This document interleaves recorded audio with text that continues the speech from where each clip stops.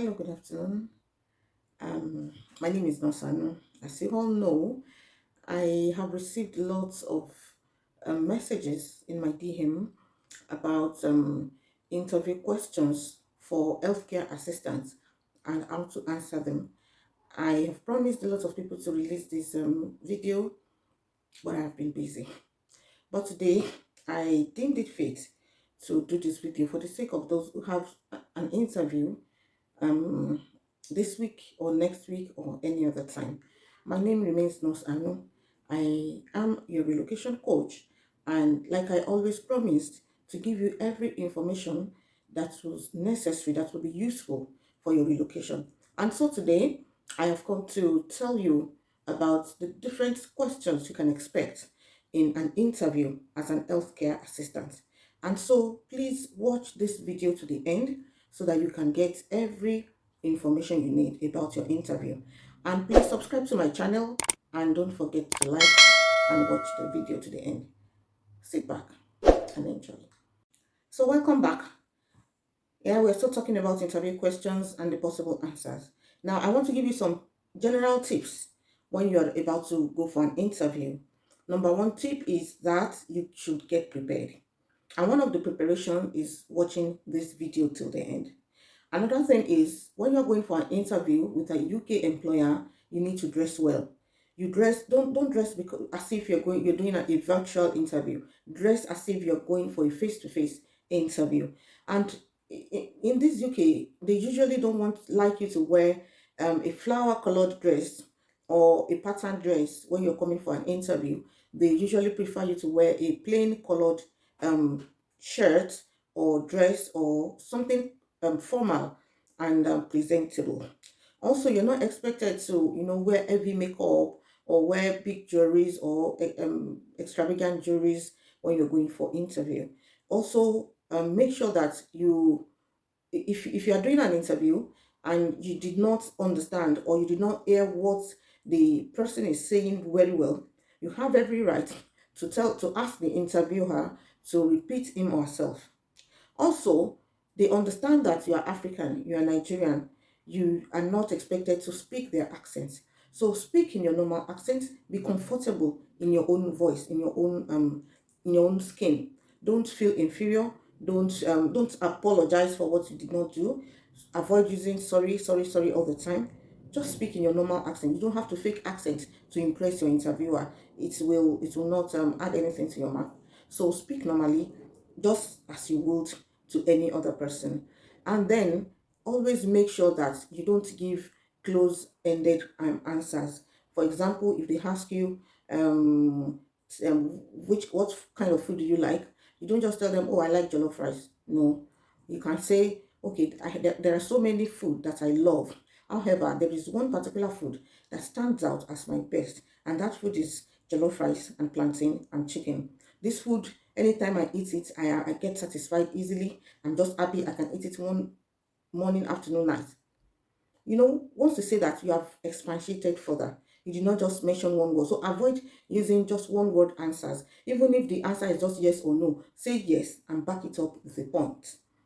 Yeah, another thing you need to know about interview questions is that even if you don't speak too much and don't say too small, in the sense that keep talking until your interviewer tells you to stop. Yeah, keep talking until your interviewer tells you to stop. When they ask you a specific question, keep talking. You need to be able to think fast so that you can be able to give answers. But keep talking. Don't just give short answers and keep quiet and be looking at your interviewer.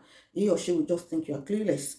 Do you understand? So those are the general terms. Just be relaxed. Smile when you're answering your question. Don't just bone your face like don't be too serious. These Zimbabwe people, they are very simple. They will chat with you, they will smile with you. So smile back at them. Don't take it too serious. So we're still continuing on the interview questions, and just don't forget to like this video, watch this video till the end, subscribe to my YouTube channel, and turn on your notifications. I'll be back. So, welcome back to my channel. My name remains Nurse Aanu. So, back to the interview questions. Yeah, number one thing they will every interviewer will ask you is that you introduce yourself. When they ask you to introduce yourself, you don't just say, "Oh, my name is Anulu Akpo. I am a registered nurse," or "I am so so so person." I am no. They want to know everything about you, as in about your academic background, about the knowledge you have about the job the role you are applying for. For example, if they ask you what is your name, um, can you introduce yourself or tell me who you are? Tell me about yourself. Okay, my name is Anolu Akpo. So so so so. I am 35 years old. I am a registered nurse in Nigeria. I started my primary education in the year 1992, and from there I graduated to secondary school. I attended GGD Girls Grammar School, Ibadan, Nigeria, Oyo State, Nigeria. I graduated from secondary school in year 1998, and I proceeded to the School of Nursing in year 2000. I did nursing, general nursing for 3 years, and I graduated in year 2003. And while I was studying nursing, I used to do volunteer in some elderly homes or in motherless babies' homes. I used to go there to volunteer. I also volunteer as a medical missionary where we go to rural areas to give people free healthcare as a medical outreach in medical outreaches. I graduated from nursing school in year 2003, and I have been working since then.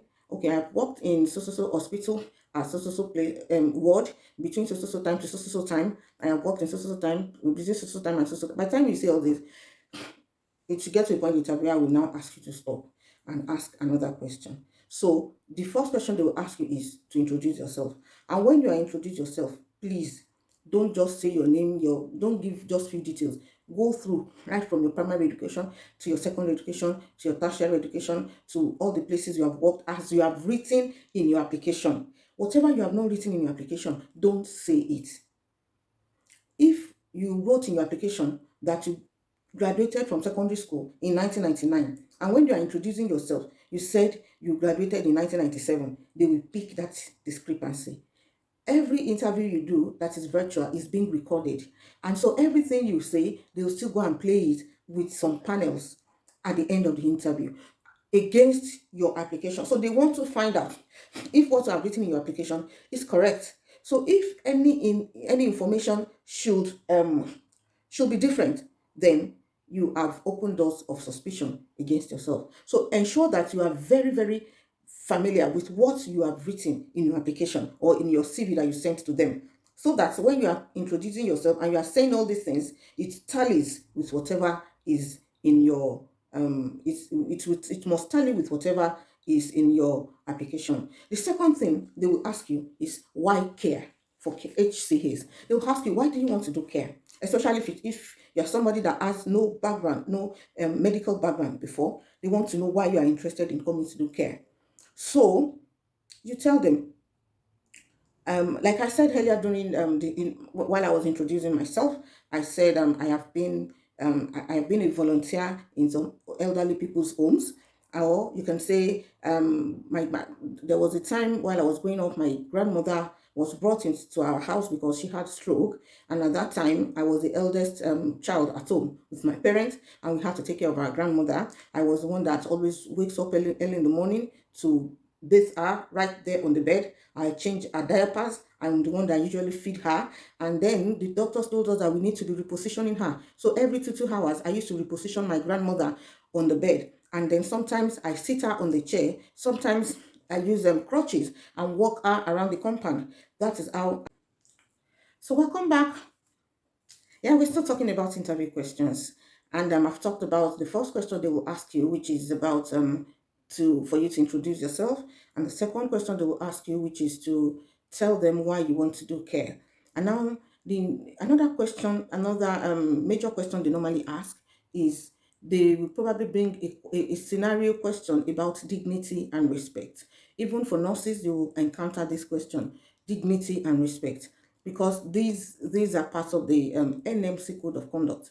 So so they will ask you, what do you understand by dignity and respect? And then if you're asked that way, you just let them know that, oh, dignity is the way a patient is being treated while in the nursing home. That you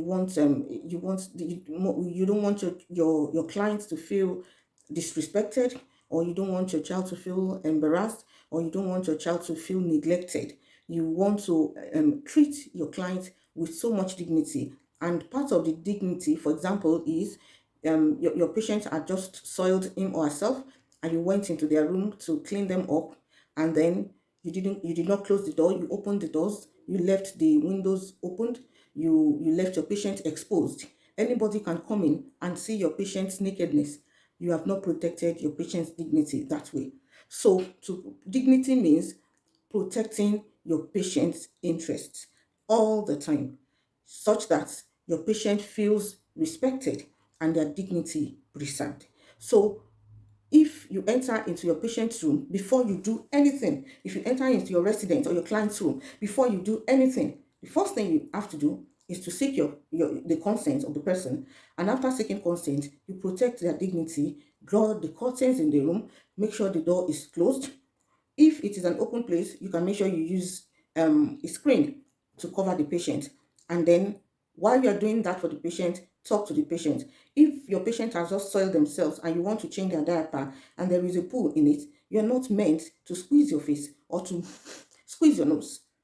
You are not protecting your patient's dignity. So what dignity simply means is that you want to give your patient, your client, your residents a good care, personal care. You want to render good care to them without making them feel embarrassed, without exposing them unnecessarily. So that is what dignity and respect is. So you go there, you speak to them, you relate with them, you chat with them, you let them, you listen to them. So that is what dignity and respect, that is what it means. Another thing they will ask you is about confidentiality, that you are caring for a patient and somebody called and said she's the patient's sister, or she's the resident's neighbor, and they want to know what is going on with the resident.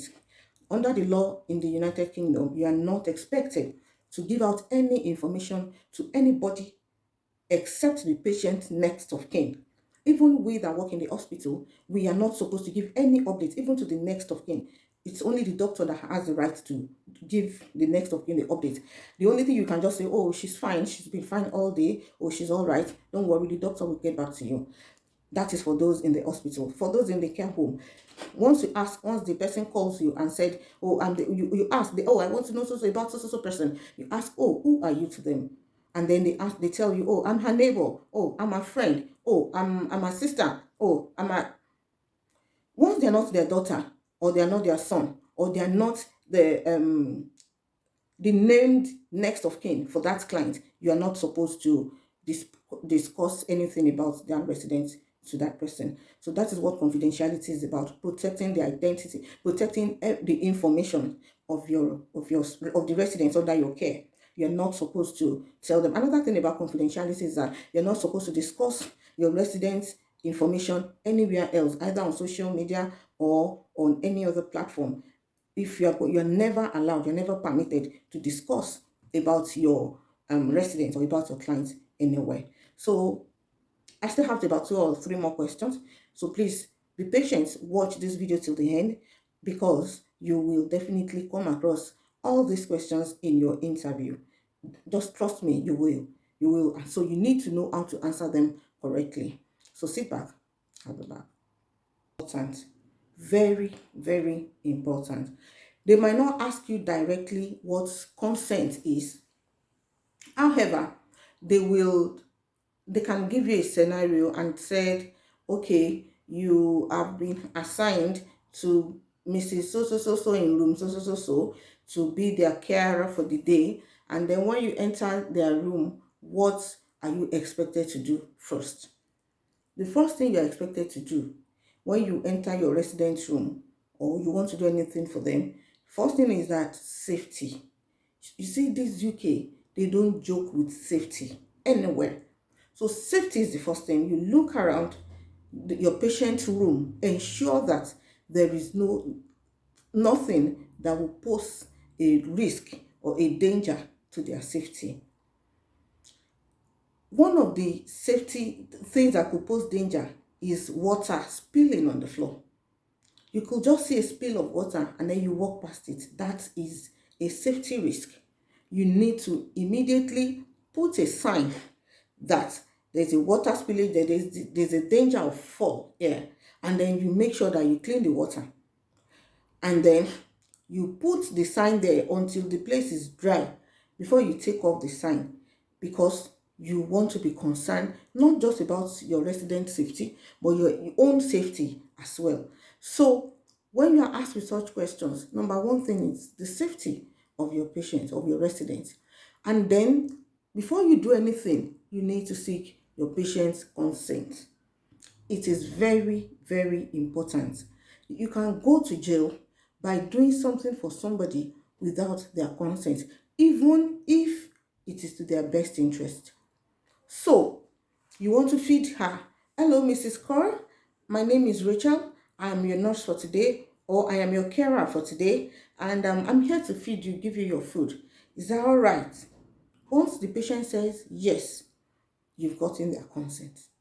If the patient says no, then it is no.